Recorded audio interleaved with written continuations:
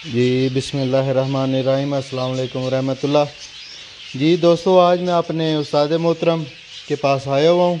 मैंने सोचा आज आपका भी इनसे थोड़ा तारफ़ करवाया जाए और हम लोग जो आपस में डिस्कशन करते हैं वो आपके साथ भी शेयर की जाए। तो पहले मैं अपने उस्ताद मोहतरम से अर्ज़ करूँगा कि वो पहले अपना थोड़ा सा तारफ़ करवा दें। अस्सलाम वालेकुम रहमतुल्लाह। मेरा नाम अदनान रज़ा संधू है, खारियाँ से ताल्लुक़ है और मैं एमफिल एजुकेशन हूँ। एक गवर्नमेंट कॉलेज में जॉब कर रहा हूँ। पार्ट टाइम मैं बर्ड्स ब्रीडिंग करवाता हूँ, पैरट फार्मिंग जिसको बोलते हैं, एग्रीकल्चर भी बोलते हैं। और बशब का मशहूर हूँ, आप तशरीफ़ लाएँ हैं। हमें कुछ अरसे से एक दूसरे से जान पहचान है और हम लोगों का चूँकि शौक़ शेयर है तो हम लोग आपस में अक्सर गुफ्तगू करते हैं। आज बट साहब ने कहा कि हम रिकॉर्ड करते हैं। मैंने कहा श्योर, मुझे तो बड़ी खुशी होती है बट साहब जब हम रिकॉर्ड करते हैं, ताकि ये रिकॉर्ड का हिस्सा भी बन जाए जी बिल्कुल, और बवक्त ज़रूरत हम कभी खुद भी देख सकें। बिल्कुल ऐसा ही है। अच्छा अदनान भाई, आपसे पूछना ये था कि जब कोई नया बंदा इस फील्ड में आता है तो शौक़ स्टार्ट तो ये शौक़ से ही होता है, बाद में जो है हॉबी और प्रोफेशनल टाइप वो हो जाता है सारा। जब कोई नया फैंसियर इस शौक़ में आता है तो सबसे पहली बेसिक चीज़ है बर्ड कीपिंग। बिल्कुल सही कह रहे हैं। तो उसके मतलब आप थोड़ी सी रोशनी डालें कि किस तरह उसको स्टार्ट लेना चाहिए, जो बिल्कुल एक इस चीज़ के बर्ड्स के कीपिंग के मतलब जानता ही नहीं है कि बर्ड को रखना पालना उसको कैसा है। देखिए बट साहब, आप स्टार्ट अपने से लेते हैं। हम लोग जी हम लोगों ने जब स्टार्ट किया तो हमें भी कुछ नहीं था पता। बिल्कुल। ये स्टार्ट आपने प्रैक्टिकली करना है। जी आप कुछ बर्ड्स बाय करें, लोकली बाय करें, जी अपने किसी जान पहचान वाले से करें। जी पहला काम तो ये करें। दूसरी बात, आप कम्युनिकेशन डेवलप करें लोगों से, जी जी लोगों से सीखें। अगर तो आप इंटरनेट एक्सप्लोरर हैं, आप इंटरनेट एक्सप्लोर कर सकते हैं, इंटरनेट सर्फ करते हैं, तो फिर तो आप जाएं इंटरनेट पे, इंटरनेट से सीखें। बहुत बेहतरीन उस्ताद है इंटरनेट भी। लेकिन अगर आपकी लैंग्वेज उतनी अच्छी नहीं है, क्योंकि सारा के सारा लिटरेचर तो इंग्लिश में है, जी तो फिर आप लोकली अपने दोस्तों से कनेक्शन बनाएं, बॉन्डिंग बनाएं, उनसे बर्ड कीपिंग सीख लें। बर्ड कीपिंग सीखने के बाद बर्ड्स को नंबर में ग्रो करते जाएं इंशाल्लाह। और ये एक अच्छा प्रॉफिटेबल बिजनेस भी है, शौक़ भी है और एक प्रोफेशन भी है। प्रोफेशन भी है। अच्छा अदनान भाई, इस शौक़ को हम लोग शौक़ में जब शुरू तो कर लेते हैं, लेकिन ज़ाहिर है जब एक बर्ड ब्रीड करना शुरू कर देता है, उसके बच्चे चिक्स आते हैं, उसके बाद वो सेलिंग शुरू हो जाती है, वो शौक़ जो है वो डेवलप हो के एक बिज़नेस टाइप में कन्वर्ट हो जाता है। बर्ड कीपिंग के हवाले से जो है स्टार्ट में हम लोग सबसे छोटे बर्ड से शुरू करते हैं, बजीज़ से। बिल्कुल सही है। बजीज़ में कौन कौन सी वैरायटी है, पहले आप तो इसको थोड़ा रोशनी बजीज़ डालें। में देखें, बजीज़ बजरीदार बेसिकली, इसमें वैरायटीज़ तो बेशुमार हैं। जी लेकिन ये है कि बेसिक बर्ड तो बजरी है, जिसको हम ऑस्ट्रेलियन पैरट कहते हैं, जी ऑस्ट्रेलियन पैराकीट भी बोलते हैं, ऑस्ट्रेलियन चिड़ी भी बोलते हैं। जी इससे आगे आप थोड़ा सा आते हैं तो फिर हमारे पास ये उसी साइज़ में क्रेस्ट में आता है। जी उसी साइज़ में फिर ये हमारे पास हैगोरोमो में या होगोरोमो में आता है, जी या होगो भी लोग बोलते हैं जी इसको, जो कि जापानी ब्रीड थी। और इससे आगे आएंगे तो एग्जीबिशन आता है बर्ड, एग्जीबिशन में एग्जीबिशन क्रेस्ट है। फिर आगे इनके कलर्स हैं, आगे इनकी वैरायटीज़ हैं, वो फिर एक ढेर लंबी गेम है। जी। अच्छा होगो की बात की जाए तो बेसिकली ये जापानी बिल्कुल नेटिव जो है ये इसका जापान है, जापान से ये पाकिस्तान बिल्कुल में आया इधर इन लोगों ने। अभी बिल्कुल स्टार्ट में जो है इनिशियल स्टेज में होगो की कौन सी ब्रीड न्यूट्रिशन जिस आम आजकल बहुत चाह रहे हैं जी म्यूट्रिशंस जो हैं, इसकी बेसिक न्यूट्रिशंस कौन सी हैं और उसको आगे डेवलप करके तो कहाँ तक ये जा सकता है। देखें, मतलब इस तरह है मतलब कि इसकी बेसिक में हैगोरोमो में तो आपके पास नॉर्मल बर्ड है। जी नॉर्मल के बाद ओपलाइन है, ओपलाइन के बाद ये सिनामन में है, जी सिनामन के बाद ये टीसीबी में है, जी ईसीबी में है, फॉलो में है, जी जी एंथ्रासाइट में है। इसके साथ साथ ये आजकल ब्लैक विंग बड़ा आपको पता है मशहूर है, जी हॉट आइटम है। बिल्कुल। ब्लैक विंग में प्रोड्यूस हो रहा है हैगोरोमो, इसके साथ ब्लैक फेस में हो रहा है, जी इसके साथ ईसीबी में हैगोरोमो प्रोड्यूस हो रहा है। ब्लैक विंग और ब्लैक फेस का हम लोग आजकल कम्बो भी बना रहे हैं, मैं भी बना रहा हूँ, लोग भी बना रहे हैं। जी आगे ये डन फॉलो में आएगा। डन फॉलो में भी आगे बहुत सारी गेम है। डन फॉलो को आप ईसीबी में ब्रीड करवाएंगे, डन फॉलो को आप ब्लैक विंग में ब्रीड करवाएंगे, डन फॉलो को आप ब्लैक फेस में ब्रीड करवाएंगे, फिर इनके कॉम्पोज बनाएंगे। तो ये एक लॉन्ग टर्म गेम है। वैरायटीज़ तो इसमें बहुत ज़्यादा है, लेकिन बेसिक में मैं दोस्तों को सजेस्ट करूँगा कि वो जो सादा ब्लैक पेटल जिसको बोलते हैं आम बजीज़ मार्किंग में, वो ब्रीड करवाएं। बड़ा अच्छा बर्ड है और हॉट एंड डिमांड भी है। Hot and demand. अच्छा अदनान भाई, जैसे कि नॉर्मली हमें पता ही है कि ये एक फास्ट ब्रीडिंग है और शॉर्ट टाइम में ये फास्ट ब्रीडिंग शुरू कर देता है बर्ड जो है। इसकी जो सबसे इनिशली जो ब्रीड करवाने से पहले इसका हेल्थ वाइज हमें किन चीज़ों का ख्याल रखना चाहिए, और बेसिक कौन सी कोई मेडिसिन है जो हमारे यानी कि एक शेड हम उसको कहते हैं जो हर शेड में लाजमी होनी चाहिए, और इसकी टेक केयर के मतलब थोड़ी रोशनी डालें।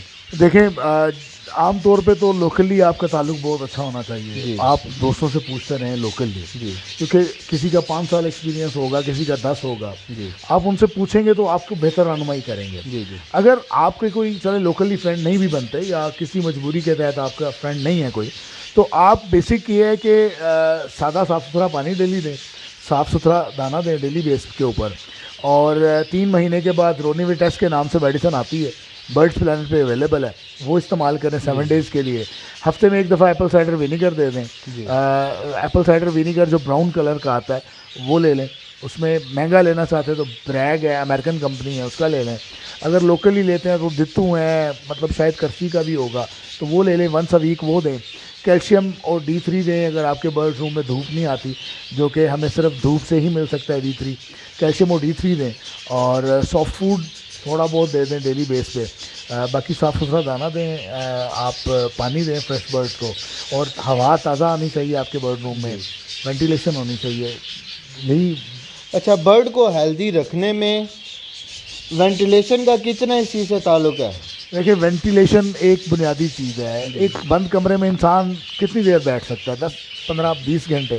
इसके बाद उसको ताज़ा हवा की ज़रूरत है। जी। अगर ताज़ा हवा की खिड़की आपकी खुली हुई है, ताज़ा हवा आ रही है, तो अब 2 दिन भी उस कमरे में रह सकता है। बिल्कुल। तो बर्ड्स के साथ भी ऐसा ही है। आपको 24 घंटे में कम से कम 2-3 घंटे, 1.5 घंटा, 2 घंटे एग्जॉस्ट लाजमी चलाना चाहिए। वेंटिलेशन का बंदोबस्त अच्छा होना चाहिए। ठीक हो गया। और इसका होगो रोमो को स्पेशली हम अगर बात करें तो इसका पाकिस्तान में क्या फ्यूचर है मार्केट वाइज, लोगों में इसको कैसे अट्रैक्ट किया जा सकता है? देखें, ये अट्रैक्शन की ज़रूरत नहीं है, खुद बड़ा खूबसूरत बर्ड है। जी माशाल्लाह वो तो ऐसा ही है। ये बड़ा खूबसूरत बर्ड है, इसमें अट्रैक्शन पैदा करने की ज़रूरत नहीं, ऑलरेडी अट्रैक्टिव बर्ड है। मैं तो एडिक्टेड हूँ इस बर्ड का। मैं जब तक देख ना लूँ मुझे सुकून नहीं आता।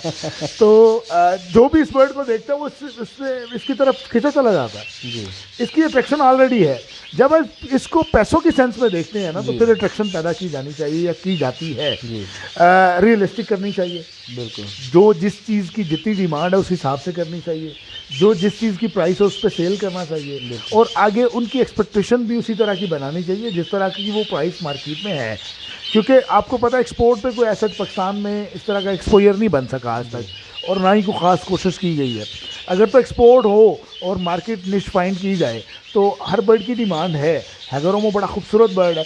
मैं समझता हूँ कि आप इसको अगर बेसिक के तौर पे भी लें ना, अपने घर में एक शौक़ के तौर पे भी, तो ये खूबसूरत बर्ड है। बजीज़ की निस्बत, सादे बजरीगार की निस्बत आप अगर हैगरोमो को ब्रीड करवाते हैं तो इजीली ब्रोकर्स जो हैं, बड़े पैमाने पे बर्ड ख़रीदने वाले लोग जो हैं वो, और आम कस्टमर 1500-2000 रुपये का बर्ड ले लेते हैं।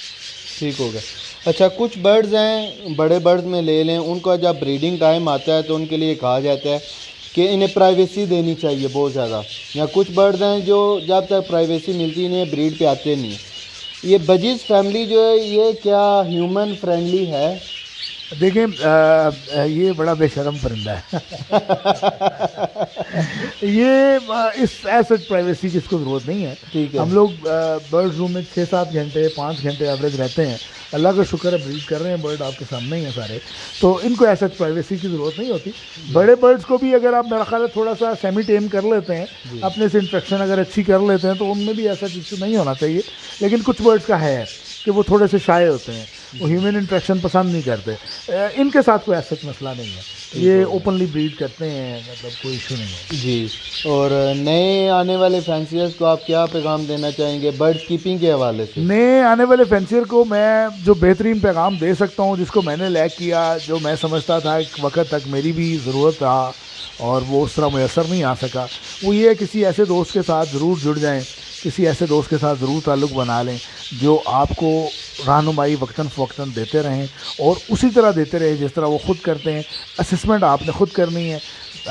मतलब महीने में 1-2 ज़रूर नए शेड विज़िट करें, नए दोस्त बनाएं, नए दोस्तों के साथ अपना टाइम स्पेंड करें, उनके बर्ड्स रूम में स्पेंड करें टाइम, उनके बर्ड्स के मुतालिक बातचीत करें, उनकी ब्रीड को देखें, उनकी कीपिंग को समझने की कोशिश करें, उनसे गाहे बगाहे सवाल करें। गाहे बगाहे का मतलब ये है कि हर वक्त ना करें, मतलब ज़रूरत के वक्त करें। तो सवाल करते रहें, पूछते रहें, पढ़ते रहें, सुनते रहें, सीखते रहें। बहुत सारा मटेरियल अवेलेबल है, यूट्यूब पे अवेलेबल है, फेसबुक पे अवेलेबल है, इसी तरह गूगल पे आप सर्च कर सकते हैं। तो काफ़ी सारा मटेरियल अवेलेबल है। आपको सबसे पहली चीज़ है कि आप बेसिक सीख लें बर्ड्स कीपिंग को और ब्रीडिंग को।